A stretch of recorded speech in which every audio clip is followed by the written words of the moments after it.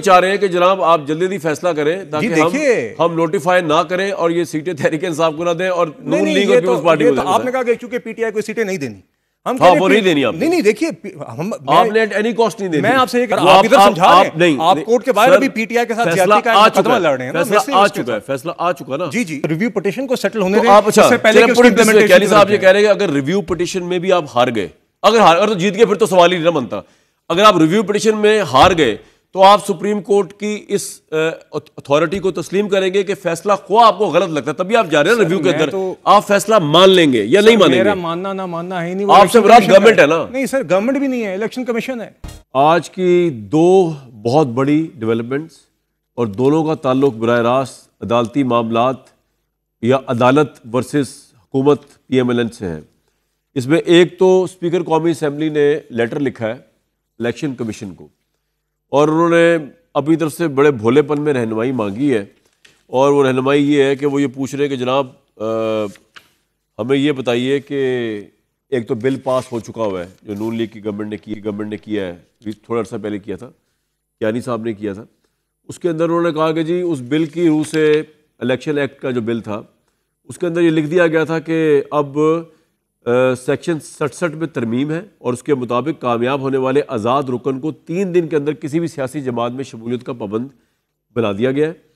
और अब कोई आज़ाद रुकन किसी और सियासी जमात शामिल नहीं होगा 3 दिन के बाद। अगर उसका किसी सियासी जमात में शमूलियत की रजामंदी नाकाबिल तनसीख होगी, अगर वो 3 दिन में हो जाएगा तो ठीक है, नहीं तो आज़ाद तस्वर होगा।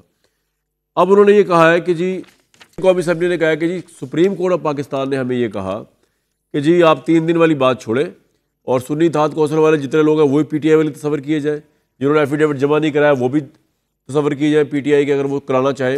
डेट भी दी थी 15 दिन की।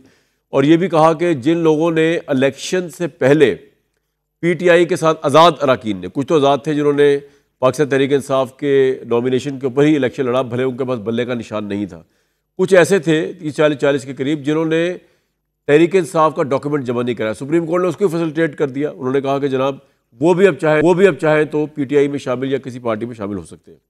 इसको चैलेंज करते हुए स्पीकर कौमी असम्बली ने बजाय इसके कि सुप्रीम कोर्ट के फैसले को मनोन कबूल करते स्पीकर कौमी असम्बली और उन आज़ाद अरकान को जिन्होंने अब एफिलिएशन अपनी जाहिर कर दी तहरीक इंसाफ के साथ, को तहरीक इंसाफ का रुकन समझते, उन्होंने इलेक्शन कमीशन को लेटर लिखा है। स्पीकर फरमा रहे हैं कि जी इलेक्शन एक्ट में तरमीम के बाद सुप्रीम कोर्ट के फैसले पर अमल नहीं हो सकता।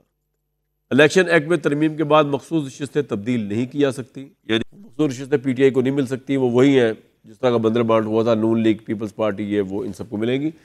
सुप्रीम कोर्ट का फैसला माजी के एक्ट के तहत था जो अब काबिल इतलाक नहीं।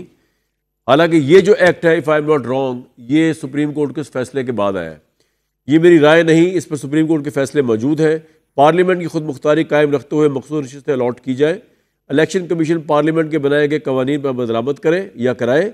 इलेक्शन कमीशन पार्लियामेंट जमहूरी इदारों असूलों की बालादस्ती को यकीनी बनाए। सुप्रीम कोर्ट के फैसले के बाद पार्लियामेंट ने इलेक्शन तरमीमी एक्ट 7 अगस्त को मंजूर किया। वो आज़ाद अरकान जो एक सियासी जमात का हिस्सा बन गए थे उन्हें पार्टी तब्दील करने की इजाज़त नहीं दी जा सकती। इन अदर वर्ड्स पूरा पाकिस्तान तहरीक इंसाफ के खिलाफ ऑब्वियसली एक्ट था। ये पूरा एक्ट जो था ये सुप्रीम कोर्ट के फैसले के बाद सुन्नी इत्तेहाद कौंसिल वाले जिसमें PTI को पार्टी तस्लीम किया उसके बाद ये एक्ट आया था। और ये एक्ट बेसिकली सुप्रीम कोर्ट के फैसले के बहुत से लोगों के नज़दीक खिलाफ है। सुप्रीम कोर्ट के फैसले पे ये हुकूमत और इनके स्पीकर अमल दरामद करना नहीं चाह रहे, PTI को एक पोलिटिकल फोर्स तस्लीम करना नहीं चाह रहे कौमी असम्बली के अंदर। और उसकी जो सीटें हैं वो अददी अक्सरियत जो उसकी है या अददी जो तादाद है उसको तोड़कर PTI की वो PMLN पीपल्स पार्टी को देना चाह रहे हैं, क्योंकि ऑब्वियसली उसके बाद हुक्मरान इत्तेहाद की सीटें भी बढ़ जाएंगी। फिर जिस तरह की चाहे तरमीम करना चाहे तो मौलाना की भी ज़रूरत नहीं पड़ेगी। जिन्होंने ये बिल पास करवाया था इलेक्शन एक्ट के अंदर वो भी मेरे साथ मौजूद है। बिलाल अजहर कियानी साहब MNA हैं आप PMLN के, बहुत वार्म वेलकम। बैरिस्टर अहमद पसोता साहब भी मौजूद है और हमें अजहर सदीक साहब भी ज्वाइन करेंगे, क्योंकि आज अजहर सदीक साहब ने जो है वो पटिशन दायर की है पंजाब में पाकिस्तान तहरीक इंसाफ के अपोजिशन लीडर की तरफ से। और उन्होंने इसमें कहा है कि करारदाद मकासद का भी उन्होंने रेफरेंस दिया है। करारदाद मकासद के अंदर ऑब्वियसली ये लिखा हुआ है कि हर लिहाज से आज़ादी अदलिया जो है वो बुनियादी ढांचा है पाकिस्तान के दस्तूर का। इस उन्होंने कहा है कि करारदाद मकासद के तहत अदलिया की आज़ादी पाकिस्तान का बुनियादी जुज़ है आईन पाकिस्तान का। दोनों ऐवान से पास होने की सूरत में इस आइनी तरमीम के नफाज को रोका जाए ये पटिशन दायर की है अजहर सिद्दीक साहब के थ्रू, पाकिस्तान तहरीक इंसाफ ने। अजहर सिद्दीक साहब भी हमारे साथ होंगे। आइन के आर्टिकल 238 और 239 में तरमीम अदलिया की आज़ादी की तबाह कर देंगे। अजहर सिद्दीक साहब ऐसा, बिरादर कियानी साहब ऐसी तरमीम क्यों लेके आ रहे हैं जिसमें अदलिया की आज़ादी तहतेग हो रही है? एक ऐसी अदालत बनाने जा रहे हैं जो सुप्रीम कोर्ट से पावर ले रही है, और इन सो मेनी वर्ड्स लग ये रहा है कि आप बेसिकली सुप्रीम कोर्ट के हुक्म को मानने से इनकारी हैं, सरियन इनकारी, कंटेम्प्ट। बिस्मिल्लाहिर्रहमानिर्रहीम। कामरान साहब बहुत शुक्रिया जी अपने शो में दावत देने का। देखिए, दो अलग मौजू एक एक करके कर लेते हैं। एक तो आईनी तरमीम है, मगर उससे पहले आपने ये रिजर्व सीट्स के केस की बात की।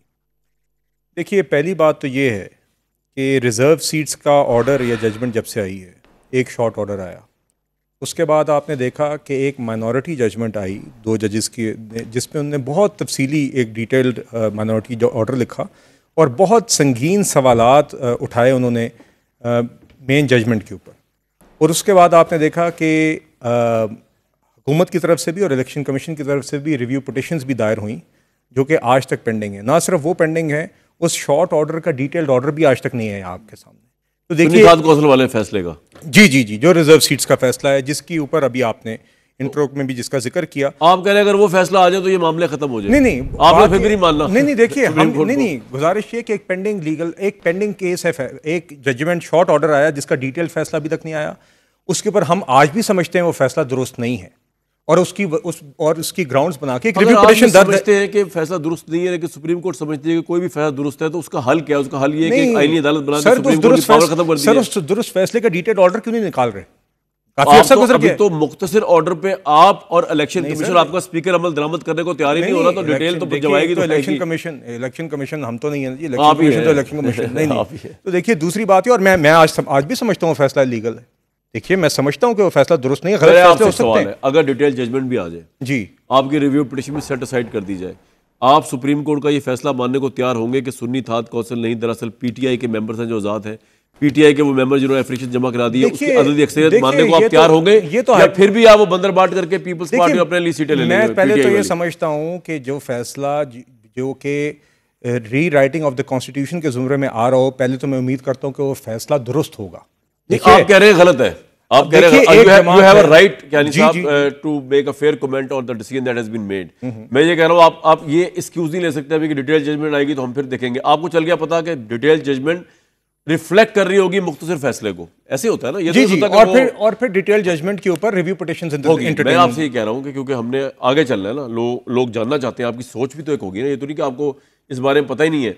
ये डिटेल जजमेंट के अंदर और आपकी रिव्यू पिटीशन सेट असाइड होकर अगर मुख्तसर फैसला ही सस्टेन करता है, जिसमें स्पेशल सीट्स नून लीग को नहीं मिल रही, स्पेशल सीट्स पीपल्स पार्टी को नहीं मिल रही, पीटीआई को मिल रही है, PTI as a party register हो रही है कौमी असेंबली के अंदर, आप एक्सेप्ट करेंगे या नहीं करेंगे? या आप कहेंगे जी री राइटिंग हम नहीं मानते? नहीं, देखिए पार्लियामान के पास हम कोई भी कभी भी ऐसी सूरत हाल नहीं चाहता कोई भी कि सुप्रीम कोर्ट के फैसलों पे अमल दरामद ना हो। आपकी एक डिस्ट्रीब्यूशन ऑफ पावर है, आप इसको मानेंगे? नहीं देखिए, वो तो इलेक्शन कमीशन ने मानना होगा ना। फिर हमने देखिए, हम उसके ऊपर एक राय दे सकते हैं, उसके बाद फैसला गलत भी हो सकता है, मगर अमल दरामद की जिम्मेदारी है कि स्पीकर क्यों लिख रहे हैं? आपने भी तो मानना ही है ना, आपने भी नोटिफाई करना ही है। बिकॉज़ देखिए, स्पीकर बिल्कुल जहां पे वो समझते हैं, वो स्पीकर को नोटिफाई नहीं करना इन मेंबर्स को। नहीं, इलेक्शन कमीशन नहीं, देखिए स्पीकर साहब ने, आपने देखा कि उन्होंने जो लेटर लिखा, उनने भी यही जब सवालात उठाए।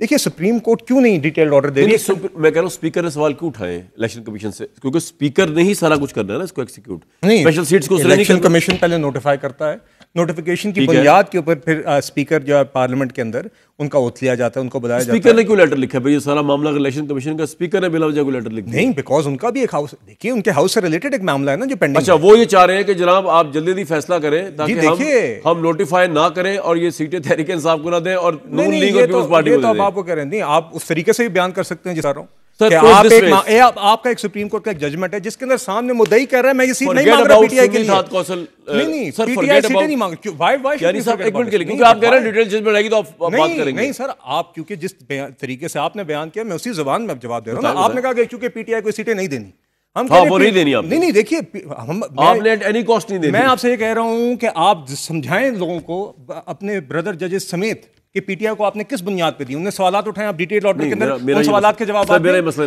एक जमात ने सीटें मांगी, साहब वो आपने कोर्ट में केस लड़ना है ना, वो मैं क्या समझाऊं? सर वो आप इधर समझा रहे हैं, नहीं, आप कोर्ट के बाहर अभी पीटीआई के साथ ज्यादती का मुकदमा लड़ रहे हैं ना, फैसला आ चुका है, फैसला आ चुका ना। जी जी, आप ये कह रहे हैं कि जी फैसले क्योंकि का वो detailed order नहीं आ रीराइटिंग ऑफ द फैसला आप नहीं मानेंगे, आप यही कह रहे हैं ना? नहीं सर, मैं आपसे ये कह रहा हूं कि मेरे नजदीक वो फैसला गलत है और गलत है। और हुकूमत ने और इलेक्शन कमीशन ने, लेकिन सर मेरी यार सुने ना, हुकूमत ने और इलेक्शन कमीशन ने कोई गैरानी काम तो नहीं किया, लेकिन उन्होंने जुडिशियल प्रोसेस के तहत एक रिव्यू पिटीशन दायर की। सिविलाइज कंट्रीज के अंदर अगर कोई भी शख्स, वो पर्सनल पार्टी है, कोई पर्सनल मुकदमा है, या वो कोई हुकूमत है जिसके खिलाफ फैसला है, उसको वो फैसला जहर भी लग रहा हो, उसको वो फैसला गलत भी लग रहा हो, क्या किसी सिविलाइज सोसाइटी के अंदर इसके अलावा कुछ चॉइस है कि आप सुप्रीम कोर्ट के फैसले को मनो तस्लीम कर लें, या आज आप मुझे कुछ और बता रहे हैं कि आप नहीं मानेंगे अगर आप गलत समझते हैं? अच्छा कामरान साहब, फिर मुझे ये बताइए, जो इस तरह की कॉन्स्टिट्यूशनल नोयत के फैसले होते हैं, उसके अंदर कभी कभी जिसने तस्लीम भी करना होता है, जिसने रिव्यू पिटीशन भी दायर करनी होती है, वो कभी कभी डिटेल्ड ऑर्डर तक का तो फैसला करता है ना, या वो ये तो कहता है ना कि बजाय इसके कि कल रिव्यू पिटीशन के अंदर कोई और आउटकम आ जाए तो रिव्यू पिटीशन को सेटल होने दें, आप उससे पहले कि उसकी implementation साहब ये कह रहे हैं कि अगर रिव्यू पिटीशन में भी आप हार गए,